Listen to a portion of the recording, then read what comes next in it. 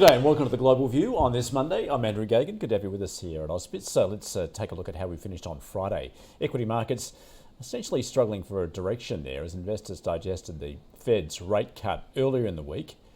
All three major US stock indices ending the week close to 1.5% higher and not far off the record highs they hit that day after the Fed embarked on its monetary easing cycle as investors opted to take on more risk. However, historically, this is one of the more volatile periods for equity markets, and investors must now navigate a raft of economic data, along with third quarter earnings results, which begin next month, and of course, political uncertainty as we head towards the US election.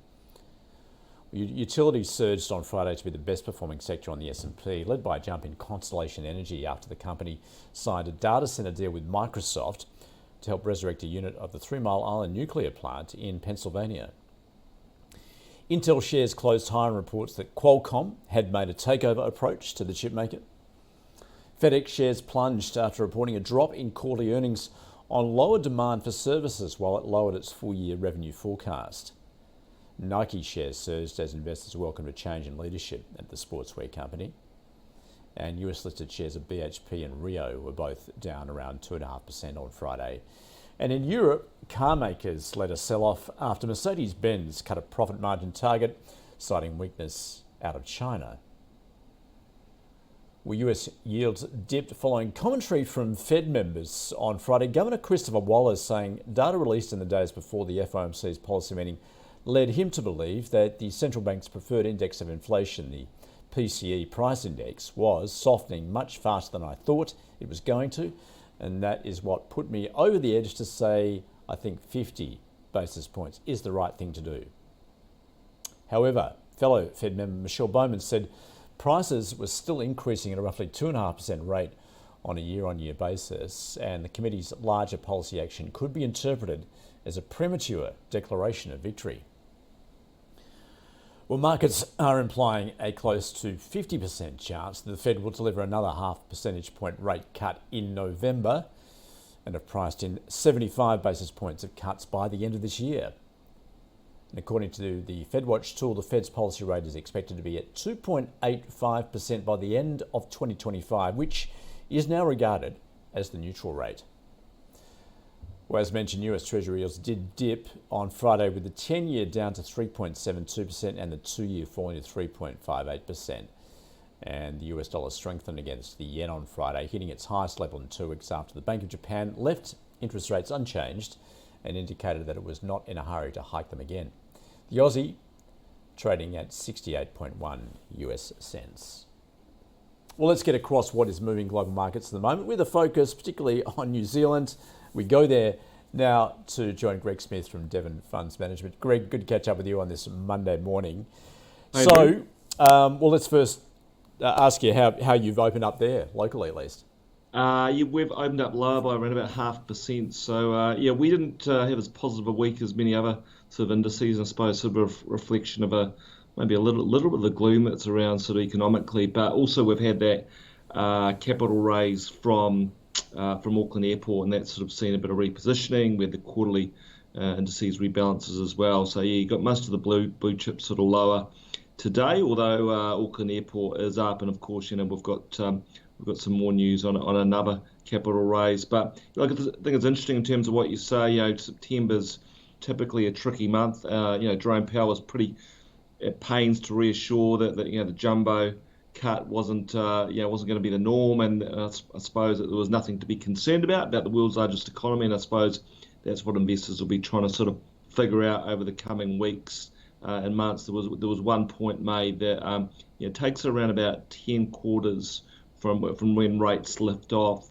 for the downturn to sort of come through in earnest, and we're in the 10th quarter, so I think there's going to be a lot of interest in news flow and announcements and like. And I suppose when you get a bellwether like Fedex, falling 15% on a day and warning on the outlook, it's probably not a great sign. Yeah, Fedex, as you point out there, Greg, bit of a bellwether for the US economy in general. So perhaps there are some concerning signs there. But interesting how investors interpreted that sizable rate cut from the Fed. Initially, there was a negative reaction, and then I think they had 24 hours to think about it. Then Yeah, actually we saw a rally in equity markets, but maybe just trying to hedge their bets at the moment. yeah, I think so. Yeah, and there was a bit, yeah, certainly a bit of recalibration. I think he mentioned, Jerome Powell mentioned the word recalibrate like 10 times or something in the speech. But yeah, I think there will be sort of, trying to figure out, are we going to get that soft landing? And, probably those two daily moves reflect that investors are not quite sure. But, Fedex actually mentioned, the Fed's move in their results announcement quarterly, and they just sort of said that that was a reflection of how tough things were. The fact did go by 50 basis points. So it was a bit at odds with what Jerome Powell was saying, and they were really saying that customers are trading down a bit, looking at sort of cheaper, less speedy options, and rather than sort of premium sort of delivery services. So that was quite interesting. So, of course, this week the RBA considering rates tomorrow. In fact, expectations it is going to remain on hold. Although you take a look, Greg, globally, and certainly compared with the RBNZ, the RBA is looking pretty hawkish still. Yeah, for sure, and sort of certainly seems to have been moving differently from the rest of the pack. And Bank of Japan, as you mentioned, they've had sort of different issues historically with deflation, haven't they? So yeah, it's interesting watching from the side of the Tasman events sort of going on over there.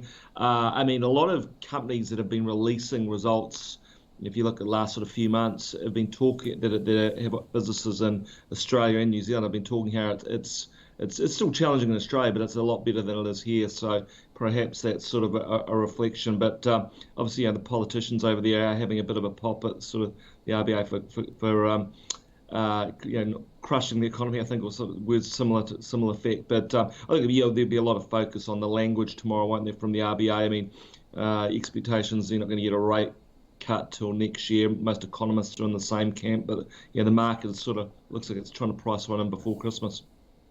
So, Greg, what are the prospects for the RBNZ then, having already begun that easing cycle? And we do know, of course, the Kiwi economy is under considerable pressure at the moment. Yeah, no, for sure. And look, we've had a reflection of that this morning. Fletcher Building has come out with a $700 million capital raise. I mean, that wasn't expected. That's paying down debt, but it's also really to give it some breathing room.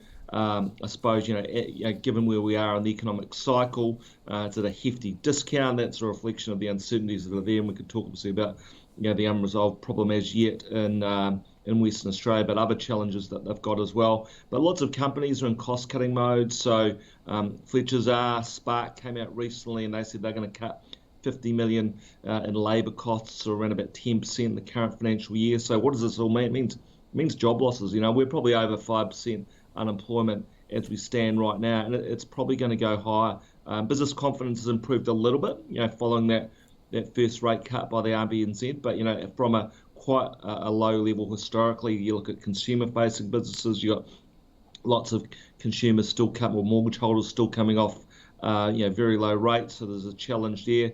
We had the GDP print last week. We narrowly averted a recession in the June quarter.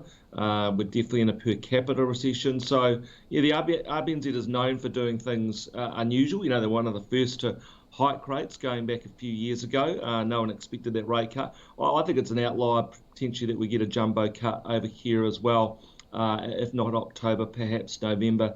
And also with officials sort of not meeting again till after sort of late February. So I think they're really going to want to get ahead of the downturn. I think we will get another rate cut in October, November. It does operate with a lag, and I think that something is needed. And you might see that help our local stock market leading into the end of the year.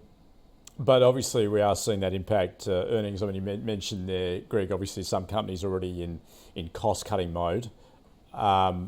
I gather what they're going to be some results, particularly from the retailers this week. What can you expect?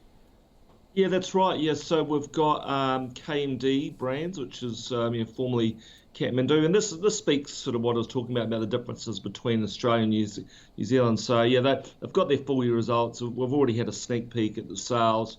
So full year they were down 14.5% at the group level. That was a record year the year before, but they said the fourth quarter that decline had narrowed to 5%.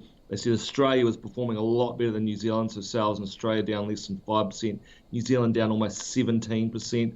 Gives you a bit of an idea of what we're expecting here. We're looking at earnings for K&D brands of around about 50 million for FY24. So it's really going to be showing what I suppose that discretionary, house discretionary expenditures are sort of faring. And then we've also got the warehouse, and this is slightly different because you've got a relatively defensive business, a little bit like Kmart, and then you've got Noel Leeming, which is your whiteware and TVs and the like, and they don't have the exposure to Australia that KMD does, and they said that things are really subdued. So their last update, FY24 sales are going to be down 6 to 7%. Earnings 22 to 30 million. That compares to 83 million a year ago. And it's also going to be particularly interesting because the warehouse, of course, recently spurned a takeover approach, and I suppose the general consensus from shareholders or major shareholders appeared to be that this was opportunistic, and it was sort of looking to buy near the bottom. So we'll see in those results, whether that was accurate or not. Yeah, just how accurate it is in terms of reflecting what's going on more broadly in the New Zealand economy. Greg, great to get across what you're seeing on that side of the ditch. Enjoy your week. Thanks for joining us from Devon Funds Management. Thanks, Andrew. Bye for now. All right, let's now focus locally what we can expect when we get underway in just a couple of minutes' time. As you can see, fairly hefty drop expected, according to SPI Futures. They're down some 0.8%. So stay with us. We are going to get across all those market moves and the corporate news as well. Stay with us.